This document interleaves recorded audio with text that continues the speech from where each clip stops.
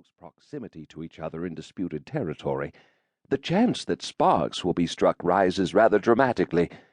We're still feeling the effects of the Panic of '37, even though it's been 2 years since that disaster first struck us. We simply can't afford another war with the British. What's more, I don't believe the public would support such a war. Most people know very little about the rich Oregon country and aren't aware of its potential. According to the most careful analysis the War and Navy departments have been capable of making, sir, the British don't want another war with us either. We've beaten them twice, and we beat them again for the simple reason that they can't maintain supply lines that far from home. Remember that London is 6,000 miles from Oregon. Oh, they may bluff us if they can, but two can play at that game. Martin Van Buren sighed. I'm inclined to accept your recommendation, Scott, because I can see no practical alternative to it. But I'll discuss it first with the Cabinet and with the leaders of the Senate and House of Representatives before I give my final approval. We have little choice, Mr. President.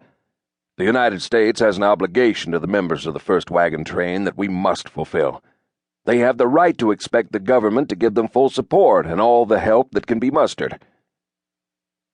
The officer had touched a raw nerve, and the sensitive Van Buren reacted strongly. "I need no lectures on my responsibilities, General," he said, his voice stiff. Winfield Scott flushed and ran a hand through his prematurely gray hair. "I meant no personal criticism, sir. I was merely speaking in terms of the overall situation." Well aware that his subordinate was by far the most brilliant of his generals, the President allowed himself to be mollified. "The British constitute only one phase of our problem. I'm worried also about Imperial Russia, Scott. Oh, the Russians have sabotaged our wagon train and have renewed their claim to Oregon after abandoning the country, but the Tsar's claim is theoretical."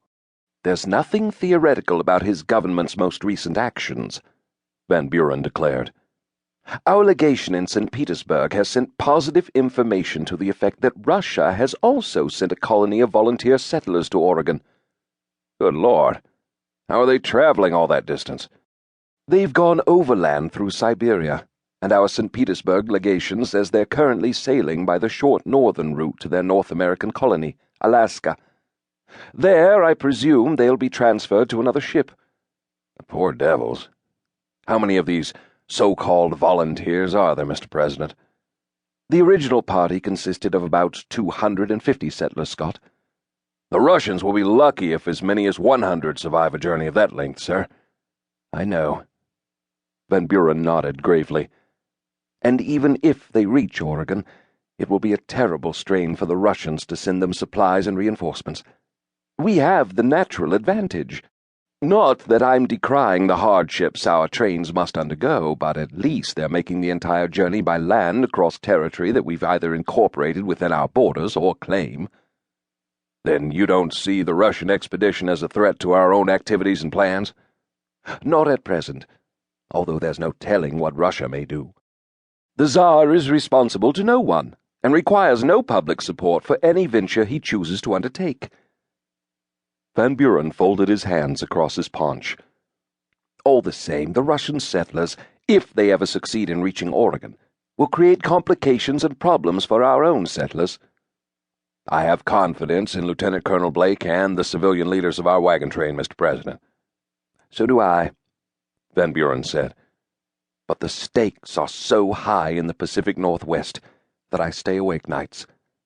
Our people will need to be more than courageous, more than determined, more than clever if they are going to win and keep Oregon."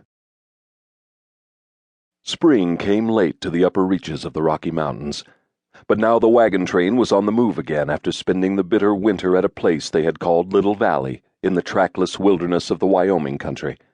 More than 500 strong, these pioneer men and women, and even their small children, knew they were making history. Those who had come from the eastern seaboard had crossed the entire continent of North America, and now they were on the last lap of their long, seemingly endless march to the promised land of Oregon. If all went well, they would reach their destination by late summer, and 1839 would be recorded as the year when Americans first established a settlement near the shores of the Pacific Ocean. They were ordinary people,